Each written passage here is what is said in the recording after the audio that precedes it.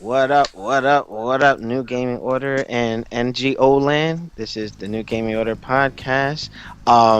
We have our staff here. I'll go around the table introduction shortly, but I just want to say thank you to those who've been watching the more active Twitch channel. We've been doing a lot of fun stuff. Khalif has been leading the PS4 Destiny campaign, so to speak. I've been taking up the PC Ultra Street Fighter 4 sessions, and I'm vlogging me trying to get my Chun-Li back to form. Nelson's taking up some content. On Your Knees is doing PC gaming on Friday evenings and whatnot, and what follows is Friday Night Fights, which is going to be more into rotation. I wanted to give a shout out to Michael Hurdle of Salty Gamers. He was actually invading my stream last night, and this guy Nelson, coming up in here messing up a good thing. Unbelievable. I was trying to train, and they're trying to beat me up. You know what I'm saying? But with that, thank you guys, because especially to our UK fans, I didn't even know that we had viewers out there. I was playing Sonic Generations, and we were getting a lot of feedback and suggestions and whatnot. So I will try to stay up on Saturday evenings.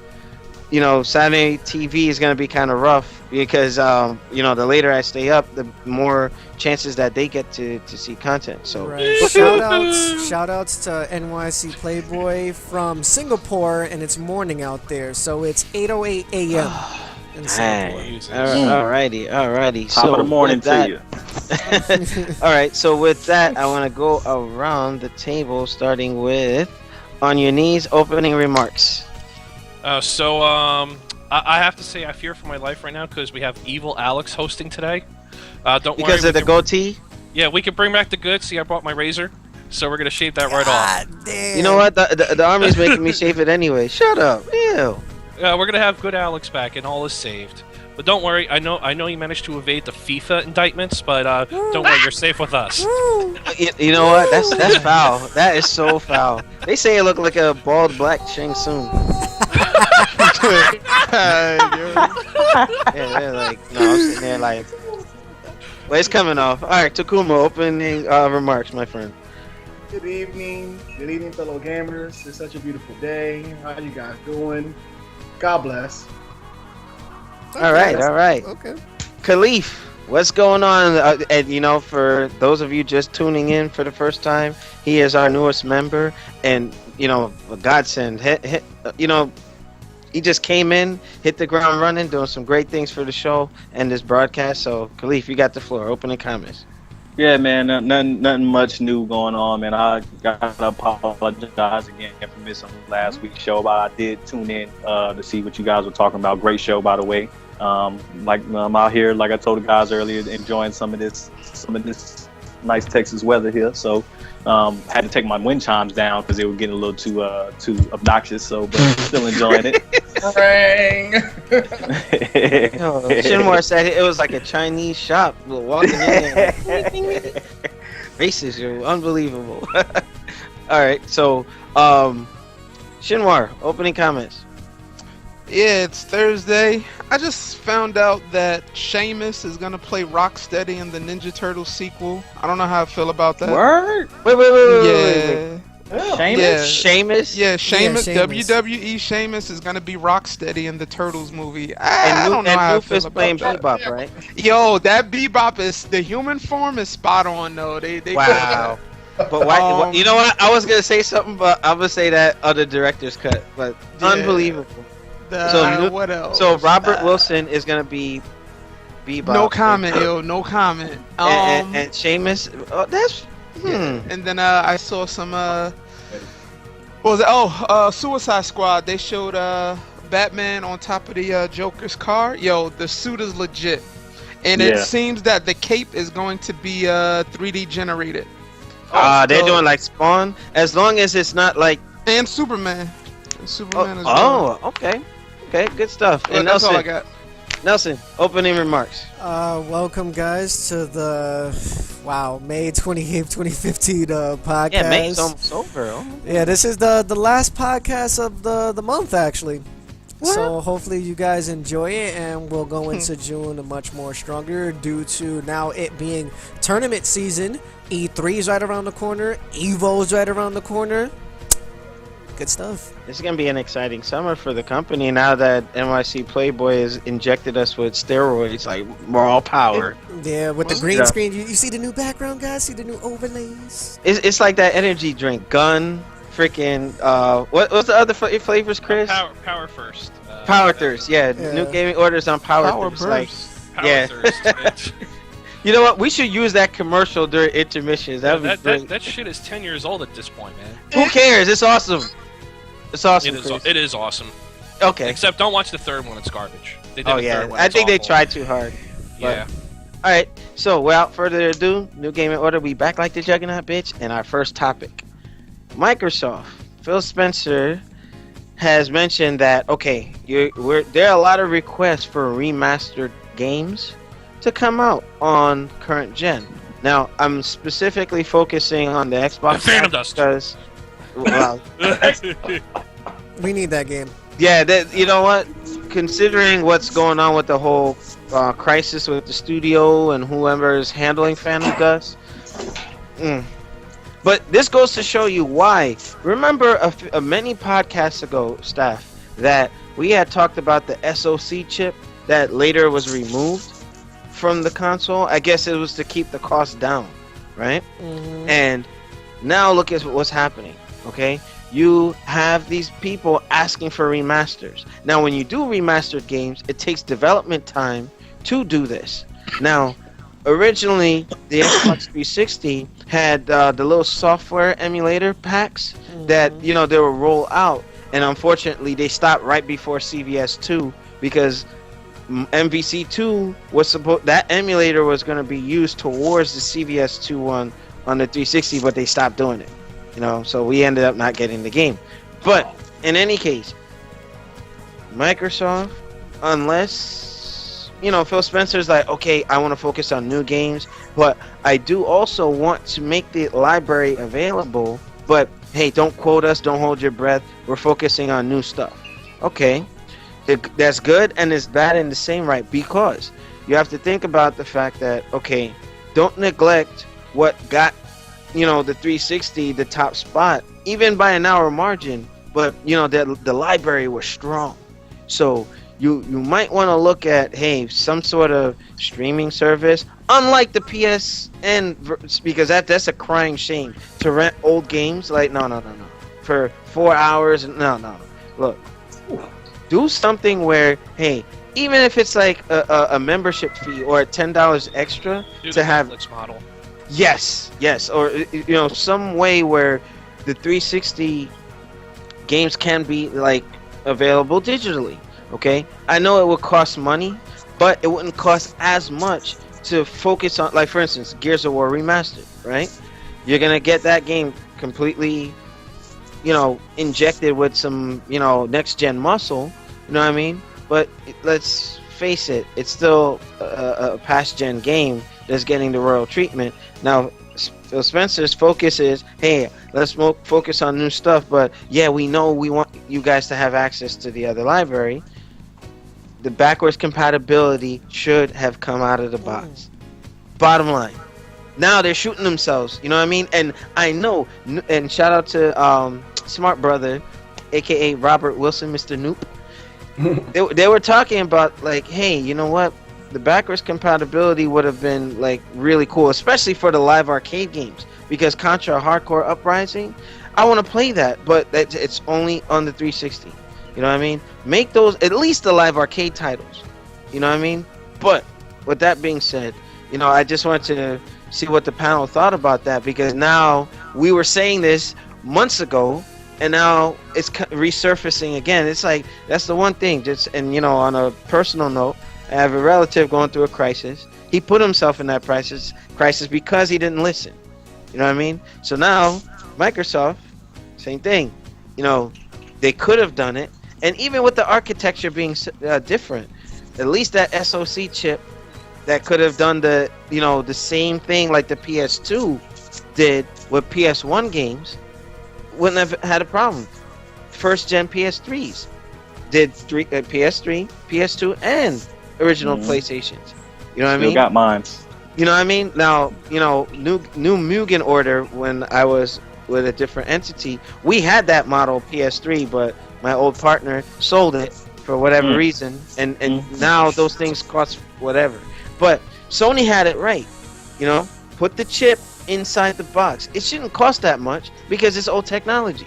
You know what I mean? Just somehow integrate it where, hey, you put in that game or you're running that game, get the BIOS from that chip and call it from there. But let me give the floor to Takuma first because I don't want to. I want to shake it up a little bit. But Takuma, what are your thoughts on that? Microsoft, come on now. I mean, all the money you guys make and generate. You mean tell me you can't take something small from the past and put it something in the future? I mean, come on. I mean, let's call it what it is. If you want to get your money up, you want to get your gaming right. I think from a business approach, it may cost you more, but you'll get more out of it if you do this. I think if you spent a little time, a little quality of acquiring this old technology that you still have somewhere in the back of the shelf or something like that, put into what's new, what's out there, and update it, you would get a lot more money back from the things that you're doing behind the scenes. So, from a business standpoint, you should do it. It's a good thing. Hey, take it and run with it. That's all I got. And you know what? You pretty much kind of backed me up in something that I said where, if anything, I wouldn't mind paying an extra $5 to $10 to have it available digitally on top of my Xbox Live or whatnot. Matter of fact, that would justify the costs of Xbox Live. Yeah. You know what I mean? Like, hey, well, you're gonna pay, but at least you have all this. Right, you have all these games that we played, on the first one and everything else like that. Now it's just like little remaster, little HD, little touch up and everything else. I'm like, hey, I remember playing this game. Just put a flair on it, put a spin on it. We still like playing retro games because everyone wants to play new games and everything else. But sometimes we just want to go back in the past, just to refresh and reminisce. That's what retro games do. Take us back to our memory lane. So do that for us. Look it up. And it'd be a great thing for the 360 exclusives that hey, make those at least available for backwards compatibility or digital redistribution. But I want to give On Your Knees the floor next because during the before we went live, he made a good mention of the Netflix model. So Chris, what are your thoughts on what Microsoft should do with this? They should do something. I do. It's kind of hard to think of what they should do. The Xbox One, I think, should be powerful enough to at least emulate Xbox original Xbox games without much hassle, just through software-based manipulation. So that should just be a patch that you could do in and play your old Xbox games. They'll probably never do that because they want to make more money off of us. The next best option would be the Netflix model. You just pay a flat subscription fee, get access to all the back catalog. I don't think that would catch on too much, though, because a lot of the classic gamers prefer to play it on the original consoles. So I don't think that's something that would catch on. You would have to have benefits like play games that were released within the past year, a year ago and older, something like that. So, and I don't think they'll do that either because they probably feel they can milk more money if they rebuild a remastered edition for each game. Even though, but you know what? In the article, though, I don't mean to interrupt. Phil Spencer is he's trying to steer away from that because it's costing them too much to do remasters. So it's like, okay, if they can just pacify us and say, okay, you have access to the games, this way they can focus on new IPs. That's kind of what the direction that they just threw it out. Here's a patch. You can play your Xbox games. Like, really? That'd be a great goodwill to their customers. It might help them drive sales, but that's like PlayStation now, though, with that subscription and playing those games. I only did it one time. It was a Ninja Gaiden, and I think I had like a day. I think I did like a day for $9.99. I think, and it was cool. It was fine. What was the performance like? It was streaming the game. It looked just like the PS2 game. Looked just like that. Was it slowdown? What you say? Yeah, those streaming services can work just fine. I watched my brother play Saints Row 3, and this was 5 years ago, with no issues on OnLive when that was still working. Yeah. Right. And there's more sense of nature. Yeah. Hey, go ahead, Shimura. Yeah, no, but I mean, they can go that route. But the be PlayStation honest, now, though, it's a time thing per game, right? No, Yeah, no, you don't they keep have it. they have a subscription. They do have a Netflix model. They recently came with a Netflix model, so you Recently. can buy. Yeah, like recently, as in 2 or 3 months ago. Like it's been out. Like they had a free month that they were giving away if you all types of stuff. So they have the subscription based model. So I think it's. But wait. Do you just rent it? Oh no. I know what you're talking about. They have a Netflix model. Yeah, like, it's you the subscription model. That's right. And they have a list. The crazy thing about the list though is that the PS4 games that they have, well, not saying PS4, but the PS3 games that they have available are like a shorter amount. I think they have like 80 games, 50, something like that. But they have, some games that are coming out, Uncharted, and you got Dead. I played Dead Island, Riptide, and it ran pretty smooth to me. It worked well for me. I mean, I don't have any games. I would like to see them do. I know we're talking about Xbox, but I would like to see PlayStation now incorporate PS1 games, PS2 games, that type of thing. Right now, they only have PS3 games that are on the subscription model. Yeah. Okay. And then like Onionies was saying, you got some PCs that can do, or like, hey, I have the PS or the PCSX emulator. Now with this computer, I can run PS1 and 2 games flawless. You know what I mean? So with these consoles, come on. I mean, it shouldn't be too hard. So it's just a thought. Toshinden the other day. What's that again? Battle Arena Toshinden for the original PS1. I found that game. I was like, holy shit. Okay, and you know what? I think that by going this route, it alleviates the pressure from Sony and Microsoft to be like, hey, remaster this, remaster that, and they may not have the financial resources to do that. You know what I mean? Or it might be not be financially responsible to go that route if it's not going to make money. Gears of War, everybody knows that first one was like, a great game, except for the whole shotgun thing. That's why Microsoft knows, like, even like guys like Review Tech love the first Gears of War, and they're going to go and buy it again. But I mean, the games that they know they're not going to give that treatment to, make it available. Hell, I want to, merging two topics into one. Capcom has immediately said, hey, we're going to be doing a lot of remasters. A lot. Now, here's the thing. Before I delve into that, I actually want to give Khalif the floor and then Nelson. But Khalif, your thoughts on the topic with Spencer?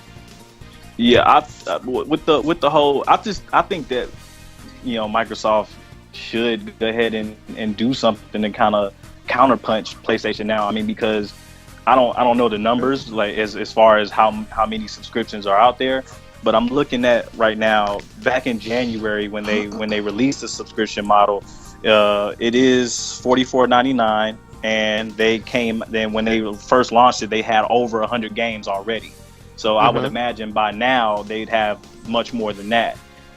So I mean, the subscription model is there. The Netflix model is there. It's a little steep, but I mean, if you hadn't had a PS3 before and you kind of want to get more bang for your buck on your PS4, I mean, PS Now is a good option.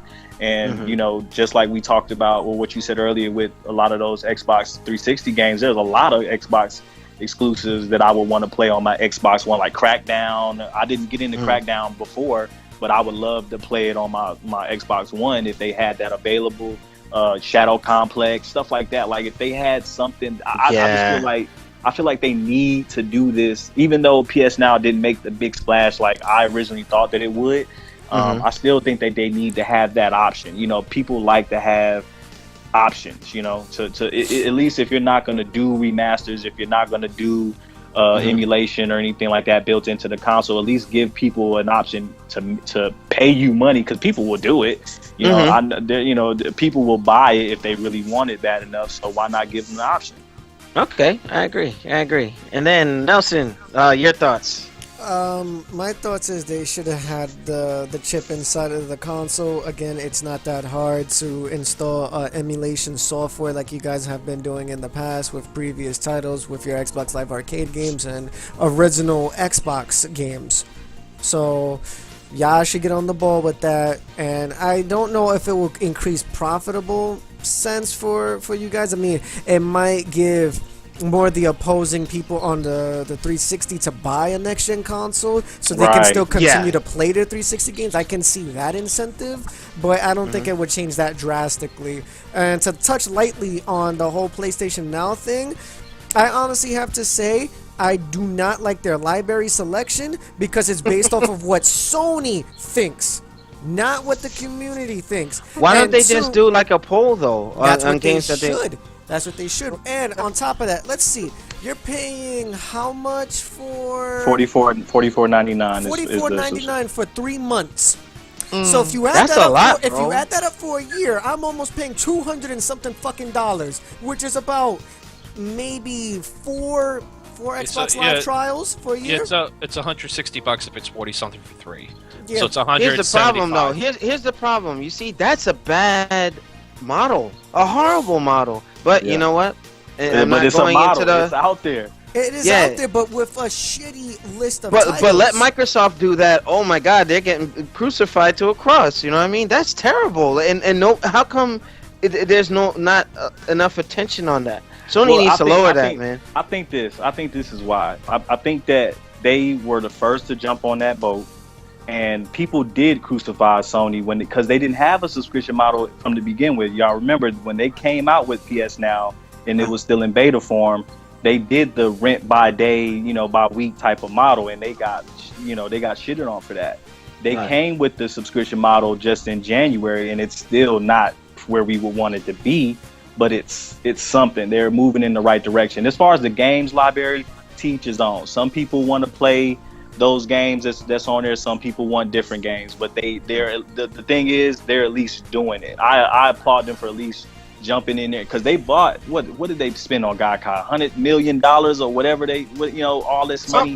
So they're invested in it, and they saw that people weren't interested in that renting model, so they moved on to a subscription model. They got backlash for that. So I wouldn't be surprised if they, because as far as I know, I think it's still in beta, because PS Now isn't even out. I think it's still in beta on PS Vita or whatever, so it's still in beta. Yeah, so it's not even completely done yet, but they're trying. At least that's my thing with them. At least trying is good, better than Microsoft not trying at all. I need to see Microsoft do something to counter that. The funny thing is, though, Microsoft is going to counter that when they come out with Windows 10. It's already been said. I don't know if I put it on the Facebook channel.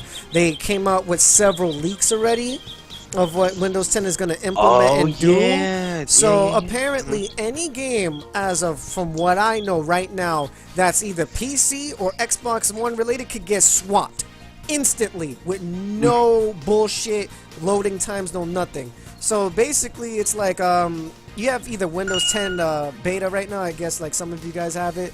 Me. It's easy for them to just add on dropboxes and applications to the software. So they were showing a test example of someone playing The Witcher 3 on the PC at full specs, but then let's say he wanted to watch a movie, but his son wanted to play The Witcher 3 PC version, but not the console version.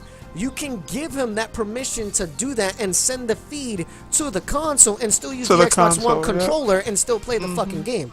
So the potential possibilities are even crazy, even to the point of emulation.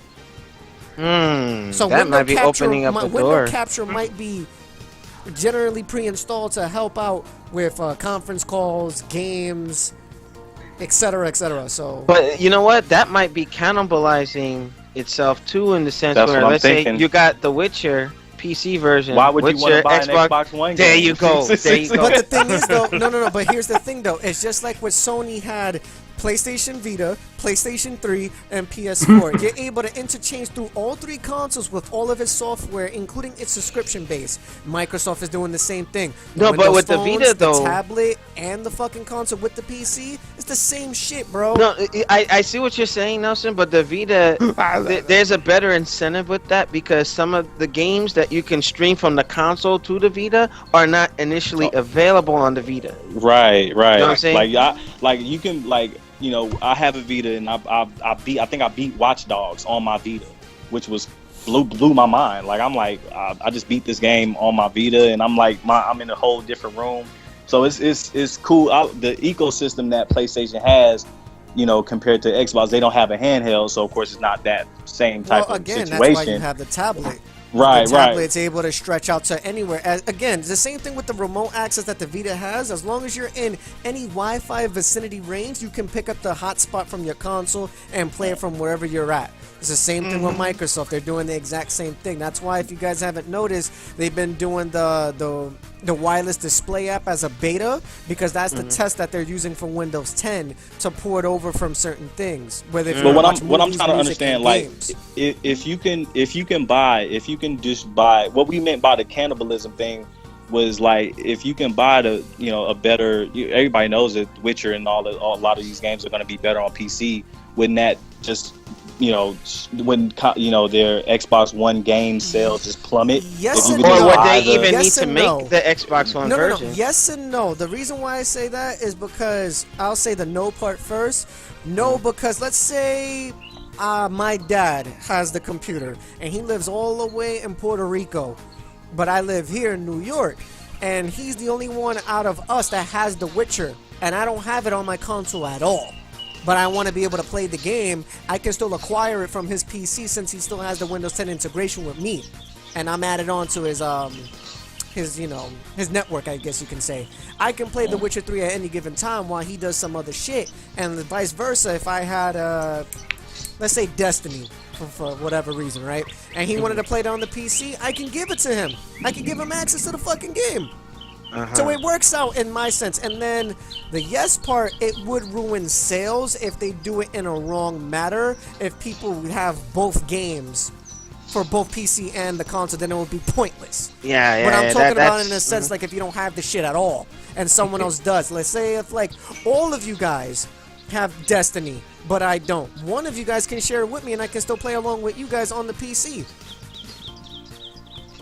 So to me, I find it to be very useful, the way how it's laid out.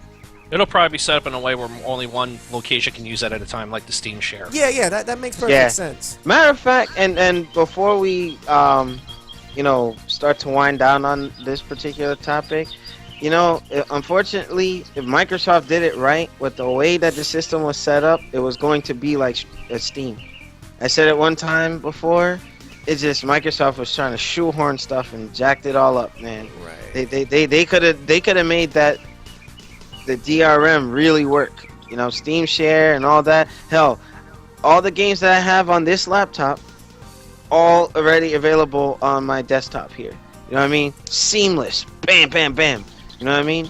I guess Microsoft did it wrong, and I bet you other supporters from different consoles, just saw it like, hey, they effed up. But if Steam can do it, why can't the consoles do it? You know what I mean? It just, if implemented correctly, it would have been a wonderful thing. And Nelson, B East New York made an interesting point. Yeah, East New York, Khalif actually said exactly what you said in the chat some time back. So yeah, I mean, the subscription model for the PlayStation Now can use some tweaking. My only gripe with it is price. You know what I mean? Outside of that, and with Sony, like Nelson was saying, Sony's choosing what they feel. Hey, take a poll. Say, hey, I want this game. I want that game. But they don't want to do that. It's the same thing with Microsoft. That's the reason why we're like, oh my god, I'm so mad about that. The games with gold selection for this past year has been garbage. Yeah, Sony's killing them with the free game. And we said that, like, Noop and I were making jokes, like, Sony's making a killing with what games they're giving away. Like, Infamous First Light, Man, they're giving away Ground Zeroes. This month, Ground Zeroes is free for the PS4. You know what I mean? Microsoft, get it together, bro. Like shit. Like they dropping it off, homie. But hey, that's what you know. What, honestly, I'm still playing through Infamous First Light. I gotta pick that up for Saturday morning. That game honestly is better than the original game, if you ask me.